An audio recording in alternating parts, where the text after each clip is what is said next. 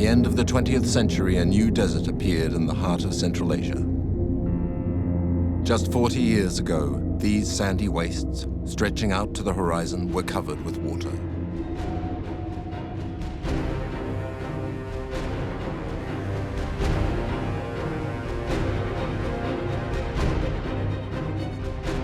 The world's youngest desert, Aralkum, is the result of an ecological catastrophe which has led to the disappearance of 3/4 of the Aral Sea.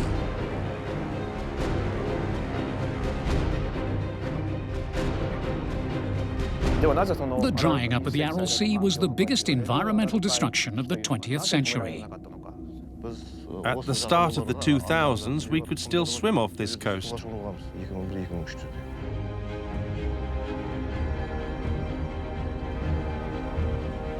Scientists are closely studying the climatic and environmental upheavals caused by the formation of this new desert. Every third day, you have salt sand storm. Can humanity repair the disaster that it has brought about? All of the specialists know that it will be difficult to return to the original natural environment. The challenge is now to build new balances by preserving oases of life in the midst of this desert.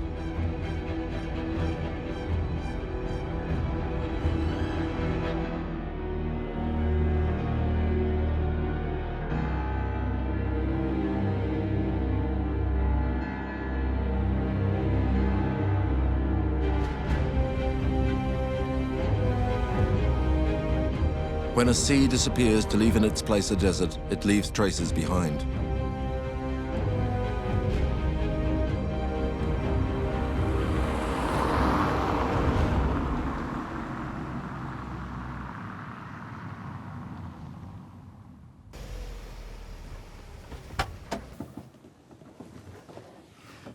Nikolai Aladin has been fighting for over 30 years against the advance of the Aral Desert. Each time he comes to the dried-up bed of the old sea, he is struck by the desolate scene. When I came here first in 1978, this area, this beautiful bay, was covered by water. And here was a lot of reeds, a lot of life, lots of fishes, aquatic birds. And now it is just a desert, the dry bottom of Aral Sea.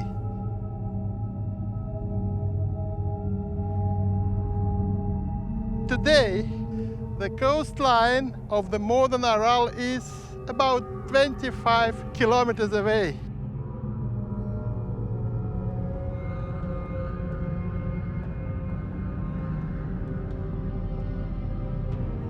Sited in the heart of Central Asia, the Aral Sea was the 4th largest interior sea in the world.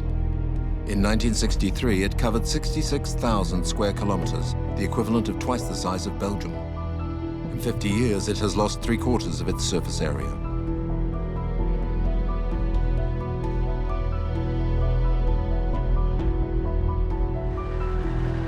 The ambitious irrigation project launched in the 1950s by the Soviet Union was the main cause of this inexorable drying up. To cultivate the white gold of cotton, which requires a lot of water, many irrigation channels were dug along the Amu Darya and Syadaria rivers. It was this that reduced their flow tenfold in a few decades.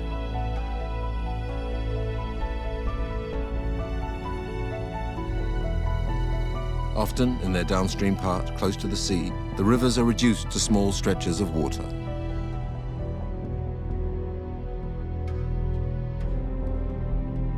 As the sea was no longer being supplied, it began to quickly dry up. The landscape was completely changed. The cranes of the port of Aralsk are frozen in time. The wrecks of boats aground in the midst of desolate wastes testify to this impressive phenomenon of desertification.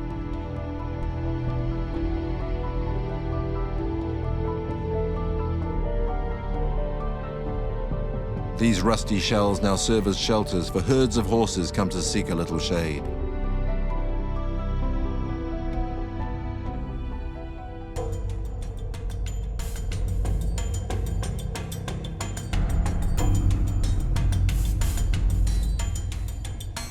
Once the process of drying up had begun, it became a vicious circle. The diminishing water surface generated less condensation, so there was less precipitation. A thick crust of salt formed on the dried-up seabed. This concentrated salt filled the air and sterilized the soil. Vegetation became more rare and no longer produced water vapor. This chain of phenomena added to the continental climate of this region of Central Asia, which was already very dry.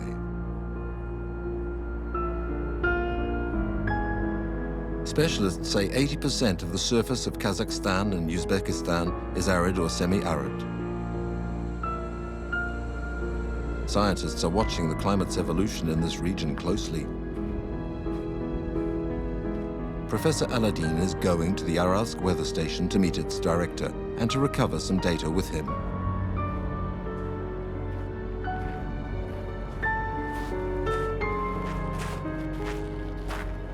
What's the minimum temperature in winter? Minus 35 degrees. Oh, right, 35 degrees. And in summer, how high does it get? As high as 43.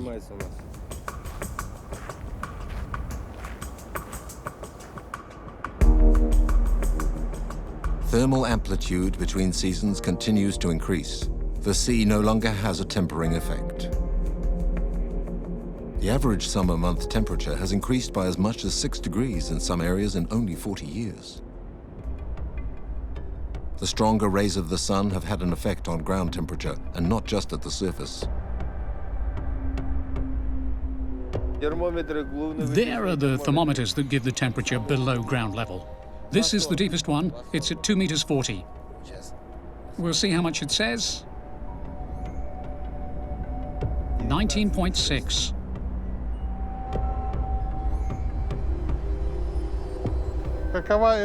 How is the climate evolving around the town of Aralsk? Since the sea has gone, the climate has changed. It's always windy in winter and summer, with many sandstorms.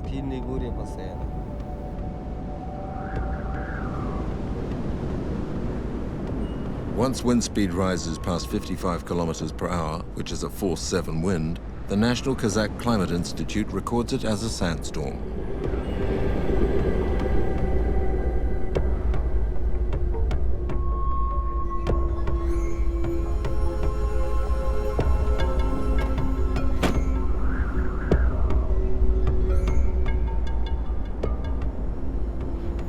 We have sand, salt storm nearly every third day. This zone of marine soil open to the sky has become a gigantic wind tunnel which carries 200,000 tons of sand and salt particles a day.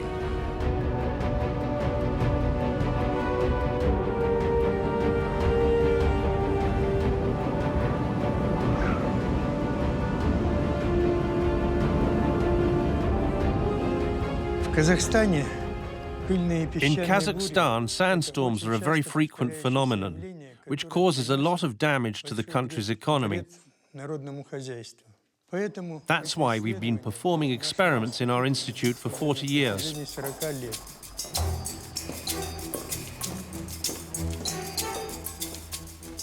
At the Almaty Institute of Climate and Ecology Research, Professor Oleg Semenov and his team use laboratory simulations to analyze how sandstorms form and move. There are a great many sand deposits here in Kazakhstan. These samples come from different regions, and you can see that the grains of sand are different sizes and they have various colors. This sample was collected from the dried-up Aral seabed. Now I'm going to analyze this sand to find out its dispersion capacity. I'll put it in this device, which will give us an idea of what type of sand grains the sample is made of, by sifting them according to size.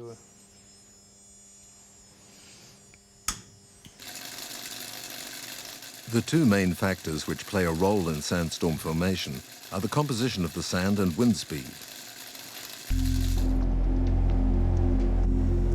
This aerodynamic tunnel allows us to study the physics of sandstorms in the laboratory.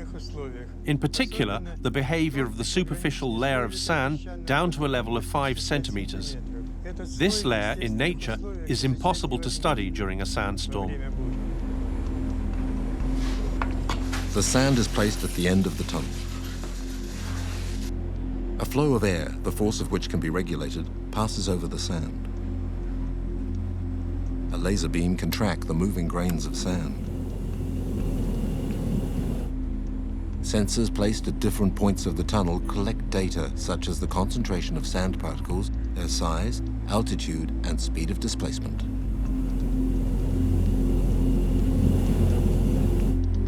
The experiment can measure, according to wind speed, the size of sand particles which are carried away, their density at different altitudes above the ground, and what average distance they travel.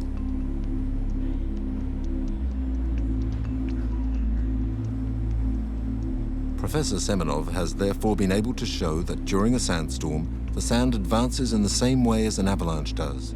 The lighter particles are raised up and push the heavier ones. These laboratory simulations have allowed a better understanding of what is happening in nature, how these winds are changing the landscape through erosion and dune formation, sometimes carrying the sand over distances of many hundred kilometers.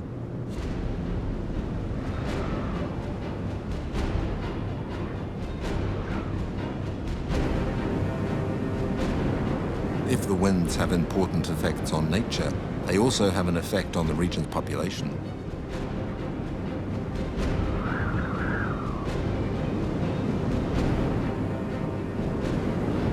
Akesbe is one of the villages severely hit by the effects of sandstorms.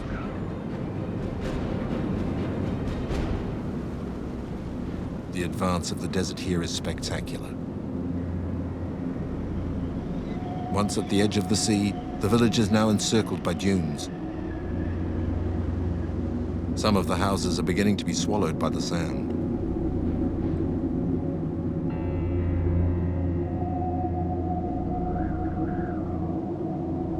In 20 years, the living conditions of the region's inhabitants have been totally changed.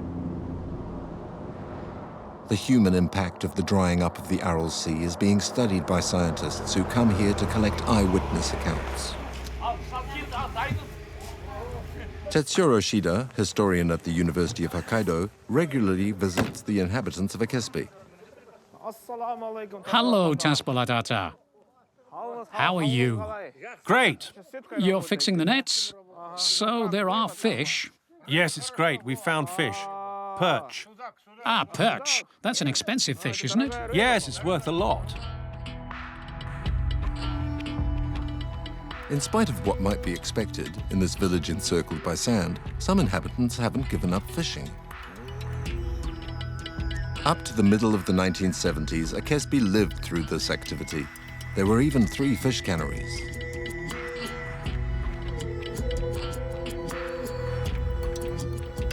When the sea moved away, 3/4 of the population left. Only a few families remained in the hostile environment.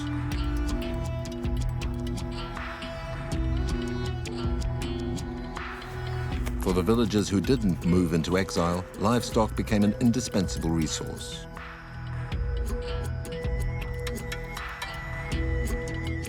However, a few inhabitants kept on fishing in the sea by going further and further away. Nowadays, some families, like Taspalatata's, live both from fishing and livestock.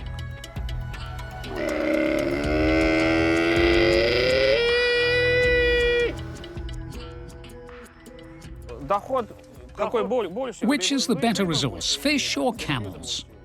Ah, camels. How many camels do you have? 15, maybe 20. Do you think in the future there'll be more fish? If the sea comes back, there'll be more.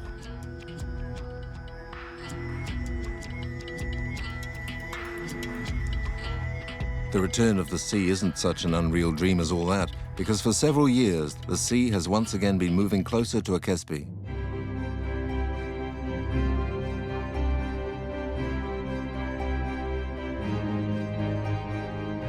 On the north coast, the level of the Aral Sea is rising, and this isn't happening by accident.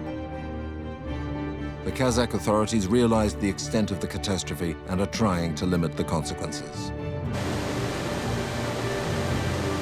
Built in 2005 at the mouth of the Sirdarya River, the Kokoral Dam separates the north part of the sea from the south. It is completed by a 13-kilometer-long dike, which stops the water from flowing to the south, where it would drain away uselessly into what has become a desert. The aim is to save at least part of the sea by holding it back and allowing it to concentrate water in the north.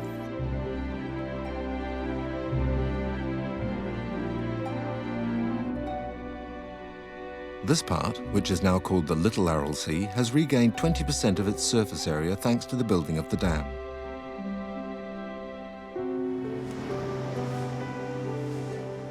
Biodiversity is progressively being reborn thanks to the rise in water level. Humid areas of marshland, essential for the balance of the region's ecosystems, have been gaining ground for several years.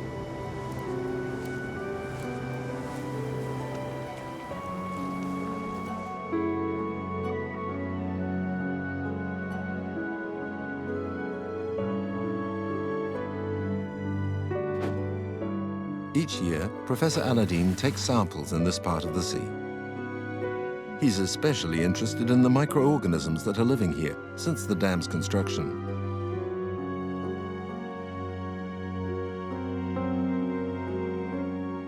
Phytoplankton and zooplankton are microscopic vegetable and animal species, and their presence is a sign of the good health of the area. These tiny creatures are the base of the food chain.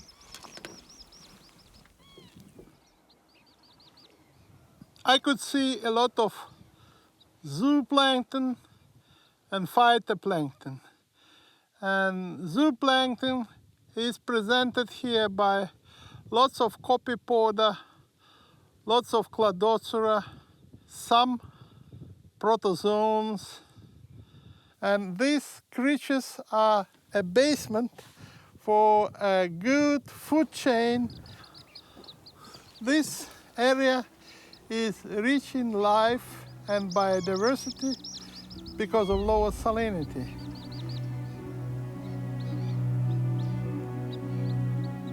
In 10 years, the salt concentration in the water has dropped by half.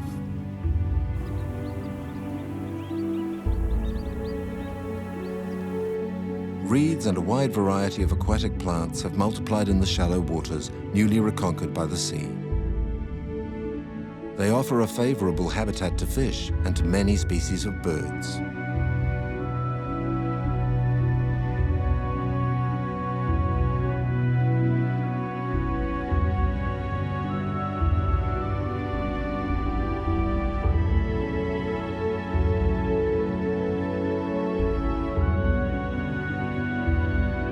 This return of aquatic life also means hope for the populations living on these coasts.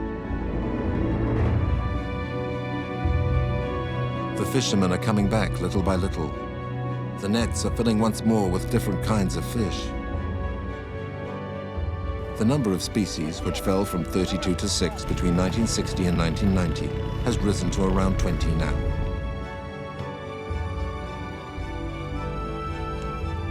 The fishermen are seeing very concrete signs of the rebirth of the sea.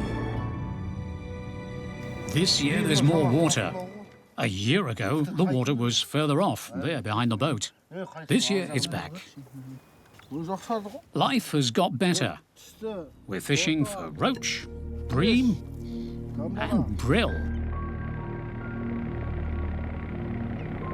The level of salinity in the north part of the Aral Sea has gone back to the level it had before it dried up. Sometimes the concentration of salt is so weak that it approaches that of fresh water. This is allowing species of river fish once more to spread out from the Sirdarya Delta. Fish which had disappeared, like pike perch, carp, or bream, once again live in the waters of the Little Sea.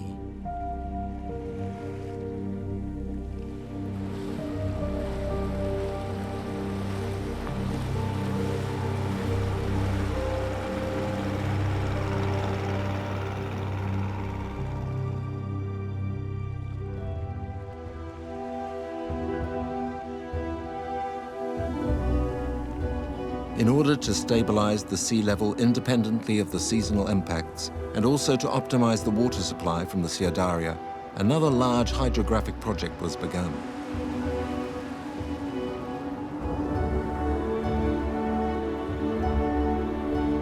Sited 15 kilometers upstream from the Ciadaria Delta, the Aklak Dam was finished in 2013. It allows the river's flow of water to be regulated, and the riverbed is better channeled.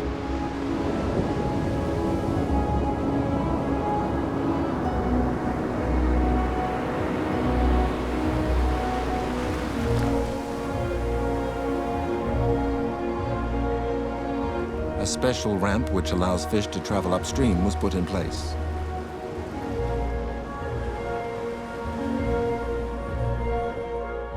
This dam has also permitted the creation of reservoirs of water for neighboring villages.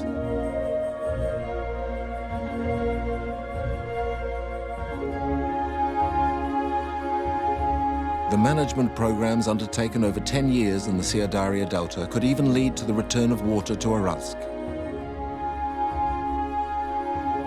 On the old seafront, several old fishing boats act as a museum and celebrate the golden age of the town.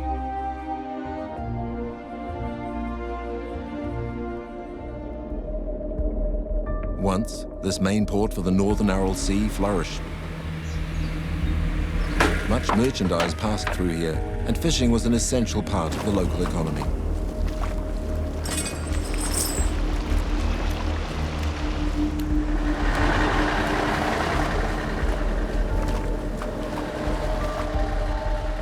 Since the sea dried up, Aralsk has declined over the decades. Today, it's a dusty town in the middle of the arid steppes.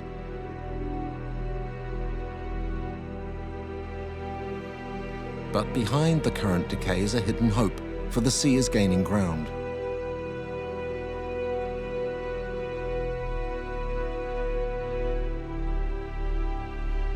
Ten years ago, the sea was over 100 kilometers from Aralsk.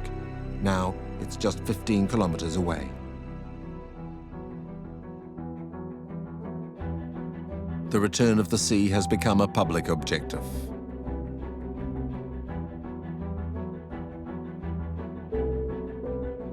Soon the cows grazing in the port may be replaced by aquatic birds. They're already taking the benefit of any available pool of water.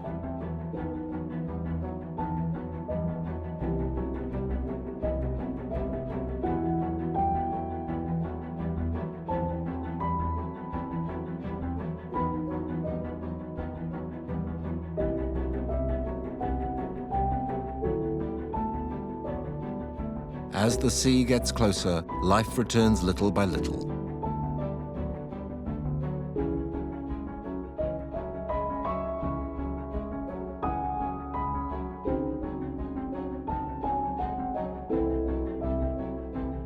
In the north part of the sea, the rising water has started a virtuous circle for humans and for nature.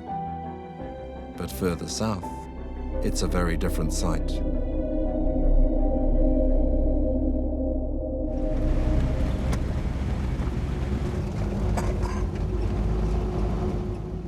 Here, only the shells half buried in the dry sand remind us of the presence of the sea.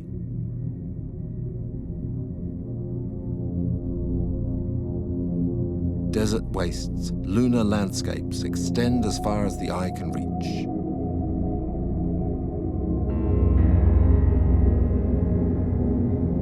There's no hope of seeing water return here now. From now on, the challenge is to limit the impact of desertification.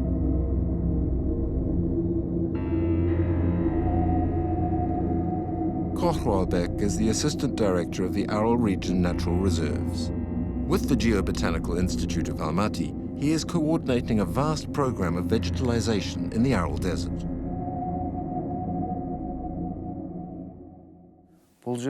Here the water level fell in the 1990s. Since the drying up recently, the salt concentration in the soil is still high.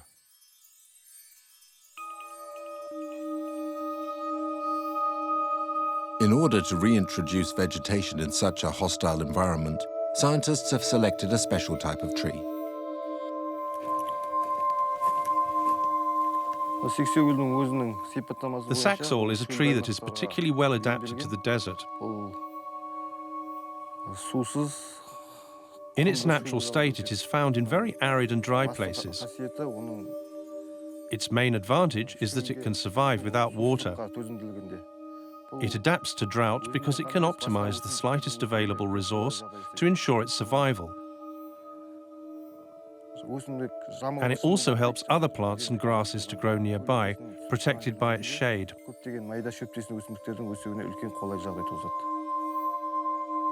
The saxaul stocks water in its roots, stems, and leaves.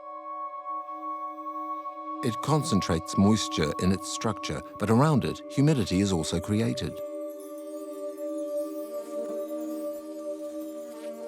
It's an ideal plant to create islands of vegetation with a rapid development cycle. These saxauls were planted in 2010. After the sea dried up, there wasn't a single plant here. When we planted them, they were only 20 centimeters high, about as high as that. The first results from these plantations have been rather encouraging. At present, we can say there's been an increase in the different species of plants. The saxauls are developing from year to year. Their seeds spread out and take root. These naturally sown seeds allow new trees to grow. By extending out little by little, the saxauls stop the dust from spreading when the winds are strong. These bushes, with very deep roots, help fight erosion by securing the sandy soil.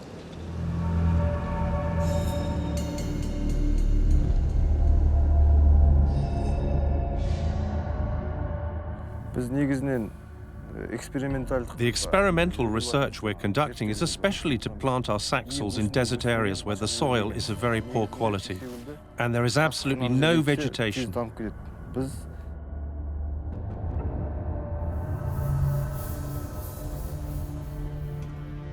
The aim is to plant a sufficient number of plots to start a natural process of growth that moves out from them.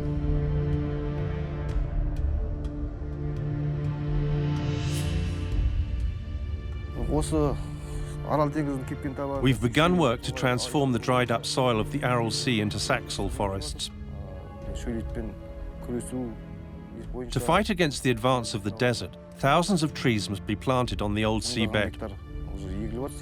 It's true, it will take a lot of effort to grow entire forests in such a place. But we think it'll work. They will grow.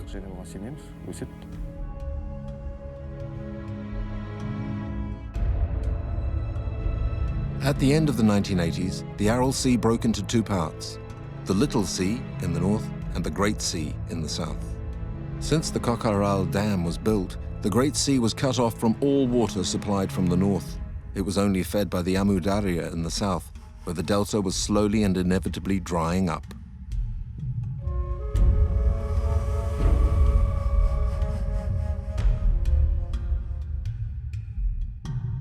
Between 1960 and 2005, the level of the Great Sea had fallen by an average of 23 meters.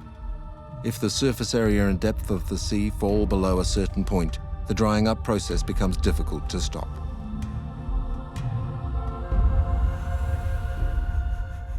I was here just 2 years ago, and where I'm standing right now talking to you, it was water. And look, now is water far away. The spectacular fall of the water level has profoundly changed the chemical balance of the sea. On each of his expeditions, Professor Aladdin measures the main parameters that indicate how the situation is evolving.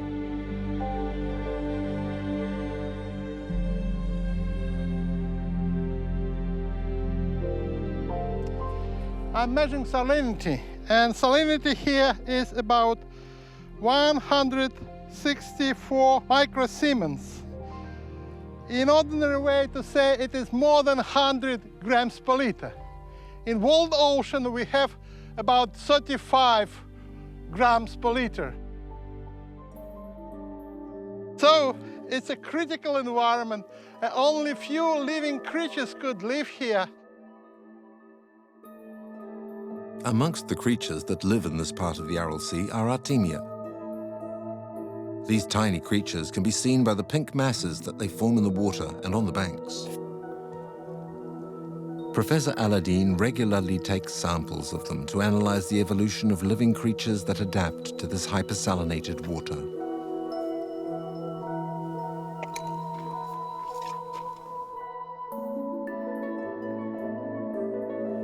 Only Artemia and some salt-tolerant algae and some tolerant bacteria are living here. The food chain is very short here.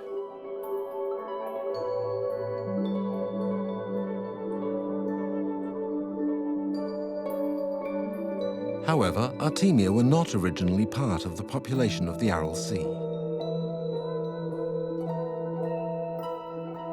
Artemia in this lake in Large Aral appeared about 20 years ago, and probably these creatures came to here by air.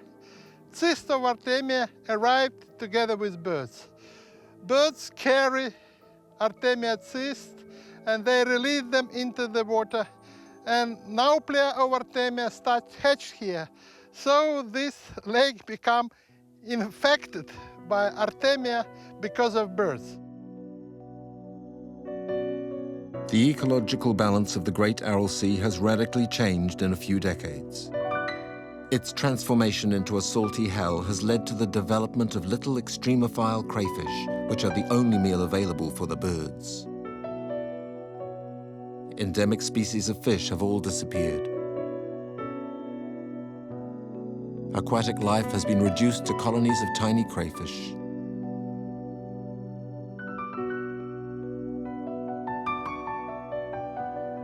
Before drying out, that which remains of the Great Aral Sea becomes little by little a liquid desert, and then sand and arid wastes that stretch as far as the eye can see.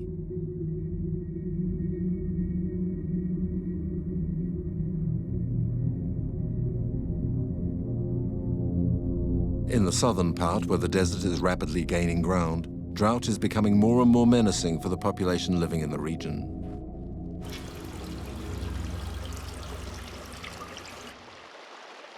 Here, access to water is becoming a major problem.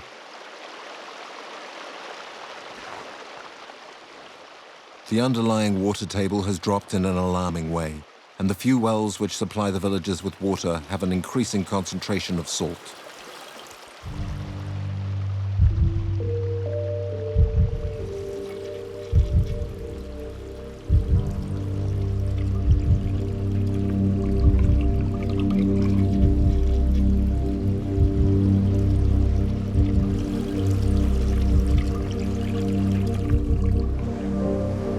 Drying up of the Aral Sea has also an effect over distance on reserves of water at the highest level. Salt-laden winds from the Aral Desert hit the mountains of Tian Shan, where the Amu Darya and Sia Darya rivers are born.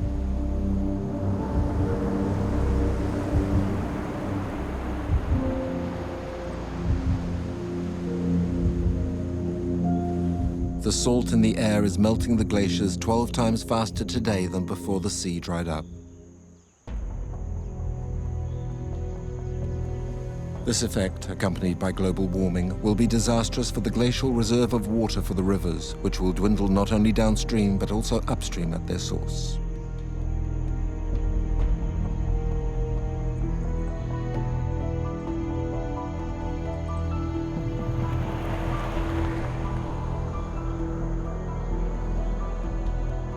Even if the future is dark, a glance back at the past shows that the history of this sea has already been marked by spectacular drying episodes.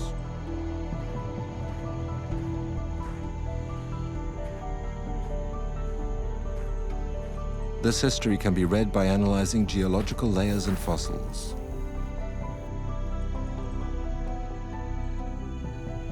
It's a very good stone. It gives me story of this area. And this area is a key for understanding the past of this lake. In this stone, I could detect shells of ostracods. These microcrustaceans were once common in all the world's oceans. Ostracods is extremely good paleoenvironmental indicator of the paleosalinity, the paleotemperature, and very many other parameters of this area in the previous period. And we need to know the past, because if you would like to forecast the future, you need to know the background and everything recorded in these layers.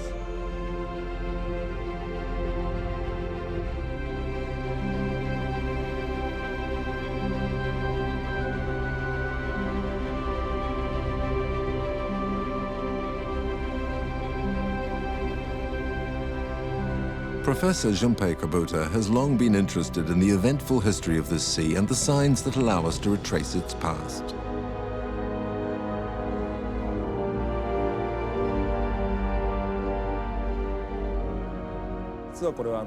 Over a period of time that goes from less than 2,000 years ago to now, we know that the sea has already had 4 major episodes of drying up. Proof exists of these periods of desertification. Some of this has been revealed very recently. At the start of the 21st century, when the Great Aral Sea dried up in a spectacular way, a site previously drowned in 20 meters of water emerged.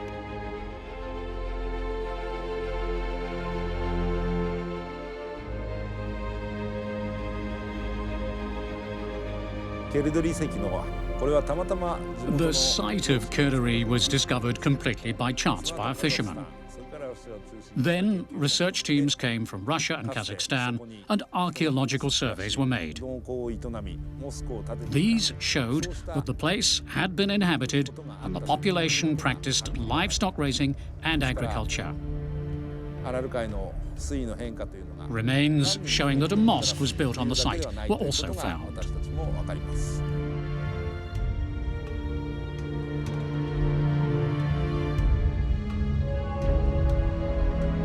The discovery of this 13th century medieval site proves that at the time the sea level was comparable to that of now, and that populations had established themselves on the dried up seabed.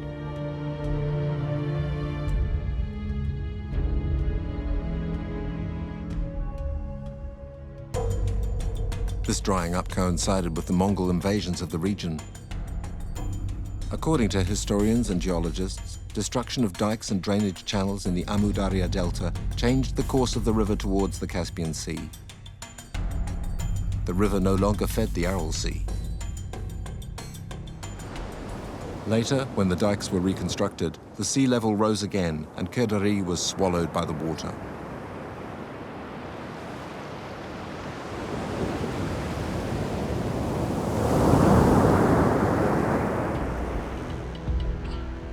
Today, the site of the survey undertaken in 2009 is covered by sand. Only an alert eye can spot a few clues lost in the desert. Selim, who guides groups of tourists in the region, sometimes finds relics that were missed by the archaeologists. This piece, as I understand, it's a part of the grain that the nomads used for graining the wheat.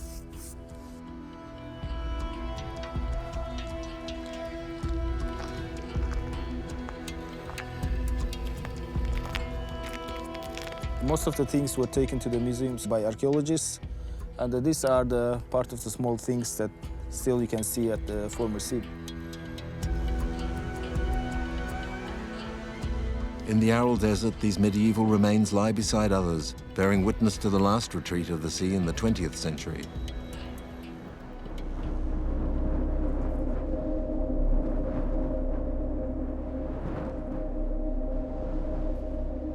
Selim is a child of the 1980s and has been a direct witness of the spectacular phenomenon of desertification. Unexpectedly, he realized that the catastrophe had become a central theme of his activity as a guide. The ships washed up in the desert have become a must-see for tourists and are featured amongst the stops he organizes on his tours of the region. The tourists, they really like to see, and they come only to see the ship graveyard, these old shipwrecks. These unmoving silhouettes illustrate the intensity of maritime activity here only a few decades ago.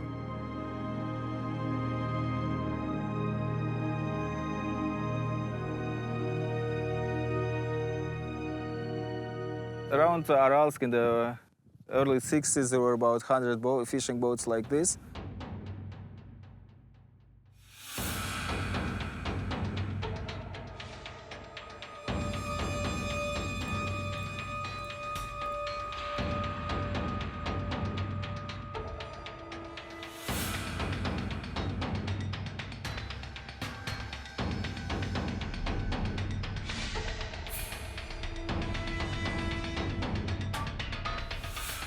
This room used to be a captain's room, and here you see still can the chain, which is used for wheels. And from here you could ride the boat.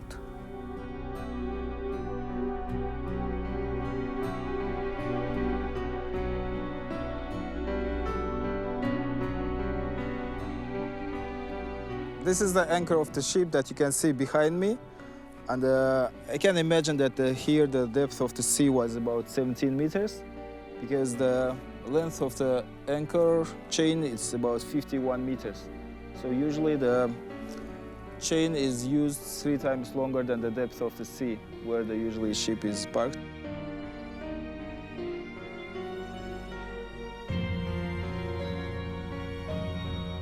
This boat is special because it's one of the examples of the complete ship, because it's very remote from a city, so people don't come to cut it.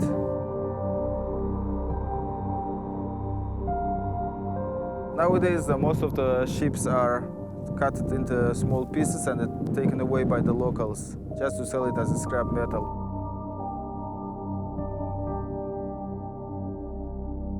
Soon, Selim will perhaps no longer have a ship graveyard to take visitors to. The rusty skeletons of the ships, the last signs of the presence of the sea, are slowly vanishing.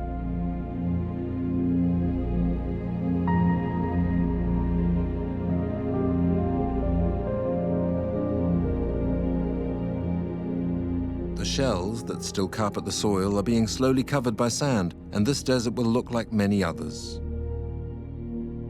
But has the water disappeared forever from these vast plains?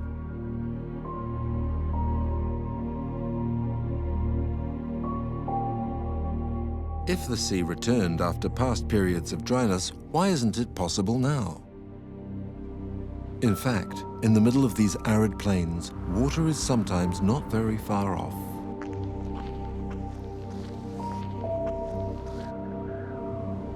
I just would like to draw your attention for such a vegetation. It's Phragmites australis, reeds. Reeds is an evidence of water. And according to historic literature, travelers here in medieval time even observed waterfalls. And this small amount of vegetation is an evidence that if you will start to dig a well here, it will be the source of water. And if you will go along these cliffs, you could find about 20 places with water. The western coast of Large Aral is donating water via underground sources, and this is quite nice because we have no riverine water for Large Aral. Might be underground water will support it. Even if they don't refill the Great Aral Sea once more, these underground sources could be of precious help in preserving what remains of wild local animal life. Watering spots such as this are vital places for animals to come and drink. In this part of the desert, there are 3 springs like this. Large mammals, like wild donkeys, gazelles or antelope, come here for water. The water allows oases of vegetation, and good grass is found there, which creates favorable conditions for animals. So it's in this region that the animals that once populated the natural reserve of Barsakelmes have taken refuge. This reserve was situated on an island in the middle of the Aral Sea. As these pictures from 1963 show, water surrounded the coasts and wildlife was abundant there.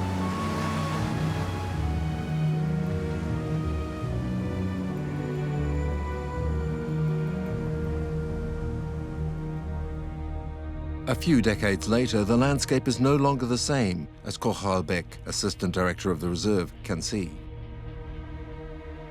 Before the island of Barsakelmes was surrounded by water, the sea was there just below.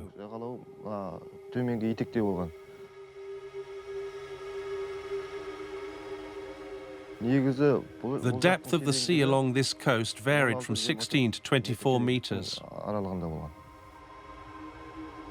Nowadays, Barsakelmes is an arid, lifeless promontory in the middle of the steppe. After the sea dried up, the animals went 100 kilometers away to where waterholes were created from underground springs.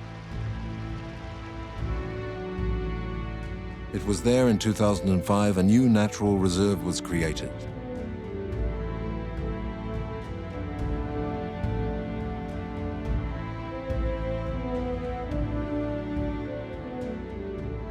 Since then, we've been taking action to protect and monitor the wildlife.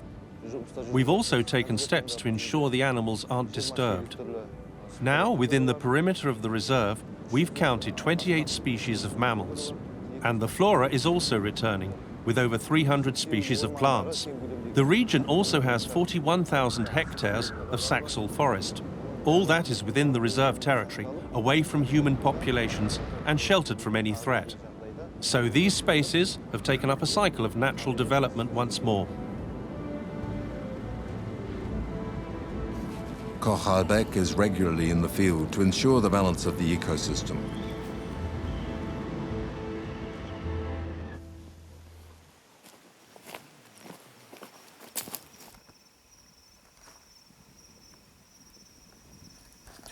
We systematically examine the plants which are part of the food supply of the herbivores. These seem healthy with no disease or parasites.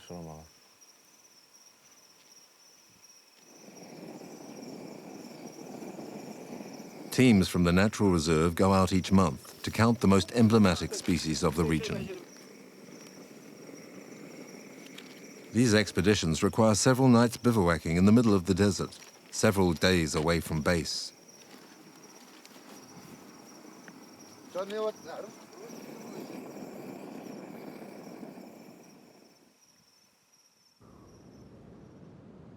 At this post, lost in the middle of the steppe, the men take turns to study the movements of the Hermiones, a rare species of wild donkey. Yesterday we saw some over there. There, not very far off. There were 17 head with 5 mares. They went off that way. Then they were quite close. Yes, really, not very far, about 300 meters off. They might be over there. It often takes entire days of searching to find these wild Asian donkeys classed among the species in danger of extinction. After the drying up of the sea, there were only 50 Hermione in the region at the start of the 1980s. Now, thanks to the creation of the reserve of Kaskakulan, there are more than 500 wild donkeys, and their population is continuing to increase.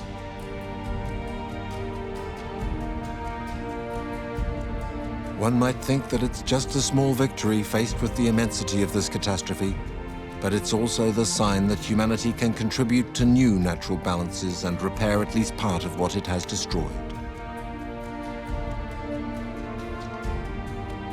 These spaces where wildlife has reappeared are a challenge thrown out to the surrounding desert.